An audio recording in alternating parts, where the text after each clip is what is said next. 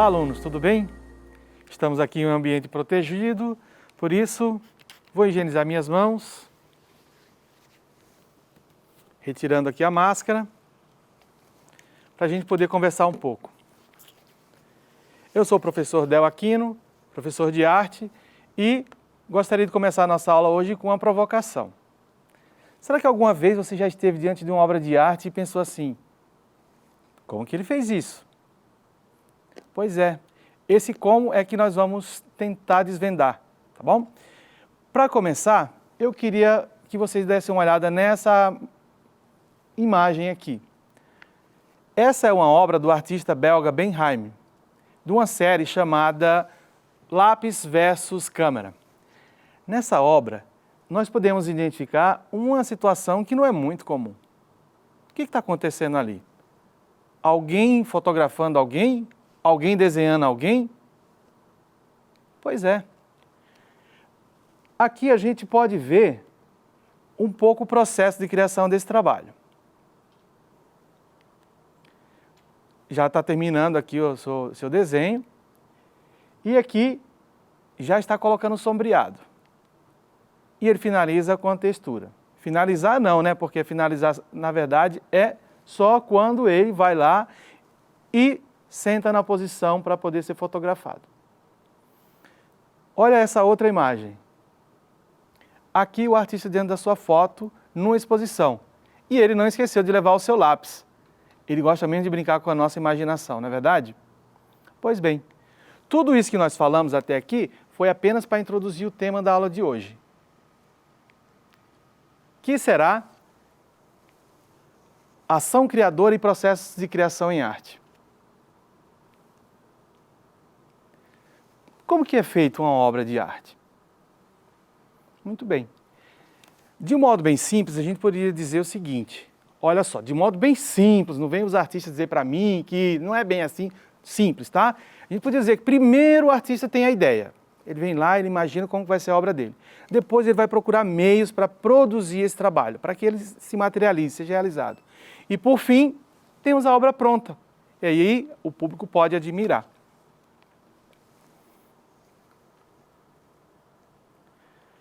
Para tratar desse assunto, nós vamos analisar uma outra obra de arte. Presta bem atenção aqui. Essa é uma pintura do Degas.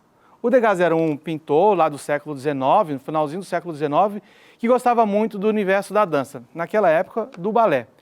O Degas, ele era tão íntimo das pessoas lá no balé, na Ópera de Paris, que ele podia entrar, podia conversar com as pessoas, levar a sua tralha e pintar os espetáculos, mas também ele visitava os ensaios e as aulas. Logicamente que o Degas pintou cenas de espetáculo, mas sobretudo ele pintava esses ambientes que estavam, ele se interessava muito pela obra de arte final do espetáculo, mas ele também se interessava pelo processo.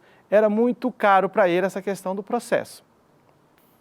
Então, a arte é produto ou é processo? Pensa aqui comigo, lembra daquela aula de arte que você está lá todo empolgado, produzindo individualmente ou com o seu grupo, daqui a pouco chega o professor e fala, acabou a aula, gente, começa a guardar o material. Como assim? Mas o meu trabalho nem ficou pronto ainda.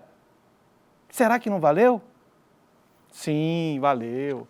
Lógico que valeu, porque nas aulas de arte o processo é muito importante. Vamos pensar um pouco aqui sobre o que diz Isabel Marques a respeito desse assunto. Seria interessante hoje pensarmos nos processos que se completam nos produtos e nos produtos que se revelam nos processos. Para tratar um pouco disso, agora nós vamos conhecer alguns artistas ou grupos que têm um jeito de fazer um processo criativo um pouco diferente. Observe essa imagem.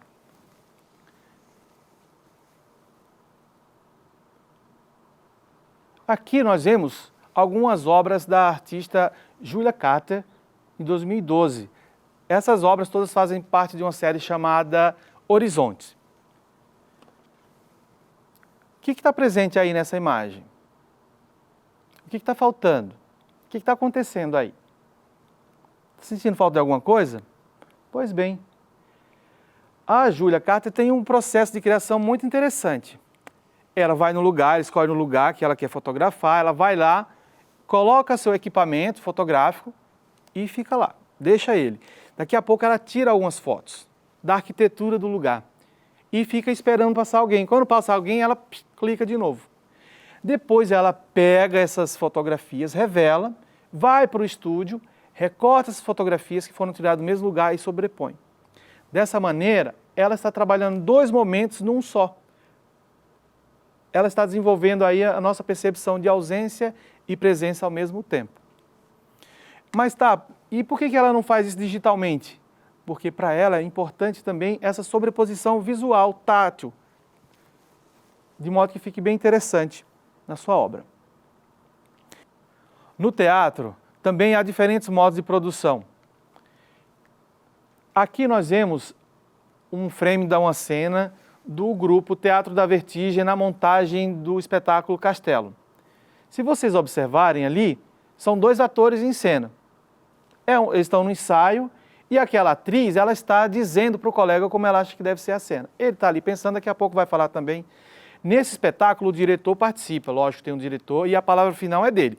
Mas no processo, o ator ele pode opinar sobre a cena, sobre a composição do cenário, da iluminação, do figurino, de modo que atores e diretor conjuntamente podem construir o seu espetáculo. Aqui e agora, do processo colaborativo, revelando as imagens, dessa forma aproximando o público da criação teatral. E na dança? Vamos conhecer agora também o processo criativo em dança. Várias companhias se utilizam da improvisação como um método de criar seu espetáculo e de apresentação também. Aqui é o núcleo de improvisação do contato no espetáculo Urban Feral de 2018. Para essa companhia, a improvisação é super importante, mas além da improvisação, o contato. Esse espetáculo é feito na hora do ensaio e na hora da apresentação. E o contato é super importante para que aconteça. Vão se tomando notas, há uma conversa, mas ele acontece mesmo na hora da ação.